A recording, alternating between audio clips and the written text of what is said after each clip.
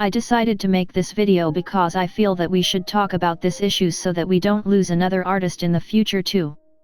I became a Miyu in 2011 and a fan of Sully after watching To the Beautiful You, Choi Jin-ri, the girl who came to Seoul alone when she was in 4th grade of elementary school, the girl who smiled brightly, laughed heartily, to the brave girl who stood strong for so long and endured all the struggles alone, was defeated yesterday. Rip to the girl who was always unabashedly purely herself, to the girl who said F you to K-pop standards, to the rare few female idols to genuinely stand for feminism, to the girl whose smile could light up anybody's day, to the girl who really didn't deserve to go this early. Goodbye Choi Jin-ri. You will be missed. This happened too soon. Rest in peace, Angel. You will not be forgotten. She was just 25, a age where most of us haven't even started to live life independently, when most of us are just starting to think about our future. She decided that she has endured enough of receiving this hate and harassment by the culprits, the murderers who will just move on to some other target. I want to talk about this. This cyberbullying and online harassment needs to stop.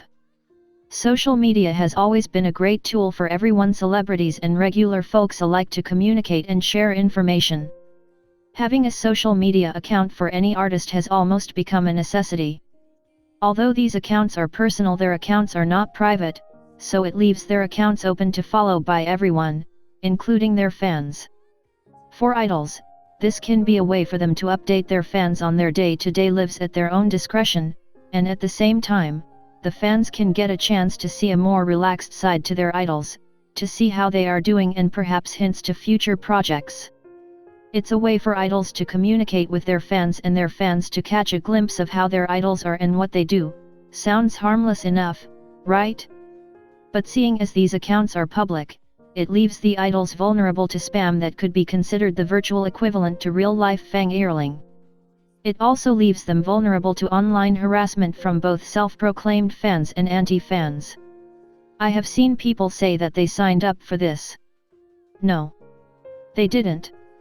I think the consensus stands that idols don't deserve this level of harassment, regardless of where it comes from. Even if the accounts are technically public, it's still a personal account in terms of content. I find all forms of harassment to be deplorable, especially in an online context, seeing that the level of anonymity that the internet provides people.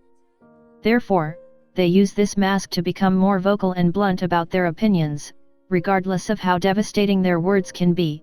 Some even take pleasure with saying harmful words because they won't face any real-life repercussions. Harassment is harassment, and I really feel for the idols that have to go with this, especially when they have to deal with it on a regular basis of harassment. They have to face this treatment on a regular basis, and as much I want to raise a magic wand and end this harassment, it sadly comes with being an idol. But this does not by any means validate this behavior. Idols and their companies have to address to people that online harassment of all kinds is not okay and should stop.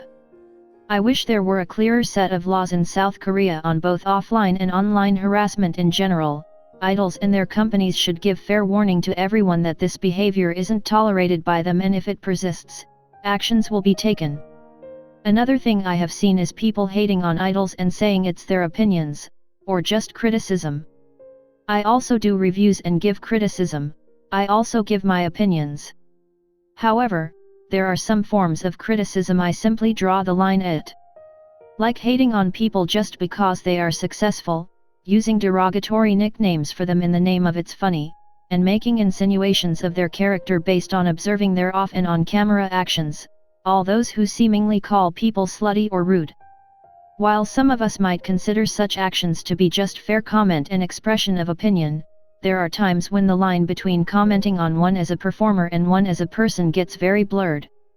More often than not, an idol as a performer is very much different from the idol as a person, and just because we dislike a particular idol for constantly overdoing stage performances, being plain boring to watch, an idol's dress and photos or groups that sell on average material, it does not mean the hate should be taken to another level.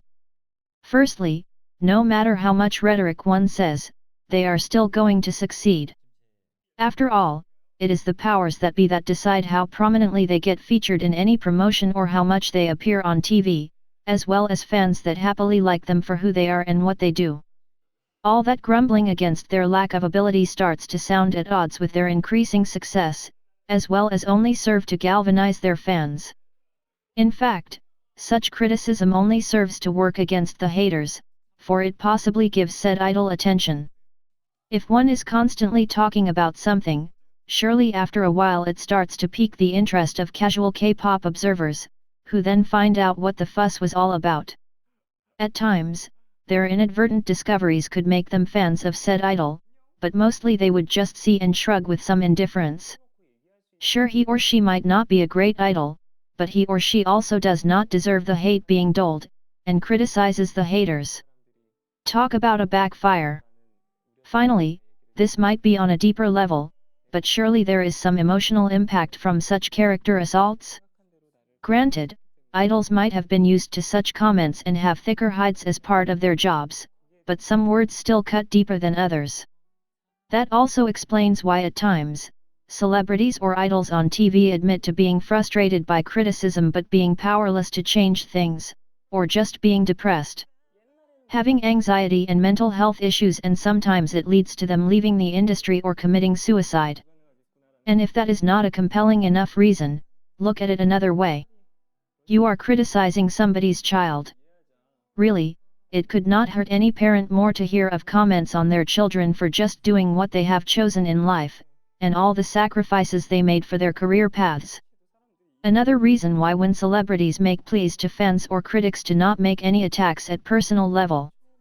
Really, it's not nice to bring the hate to a lower level, by aiming the shots real personal. So while criticism of concepts, songs, and stage antics are still alright in the name of commenting on a good or bad performance, or whether you like the artist voice photos or not, I hope this video serves as a reminder on how we should try to refrain from overtly rude or disparaging remarks about what we see, or to be too quick to generalize. If you are not able to remember or get what I am trying to say in this video, let me summarize. Idols are humans too. If we can just understand this, then maybe we won't lose any more gems. Spread love, not hate. Thank you for watching.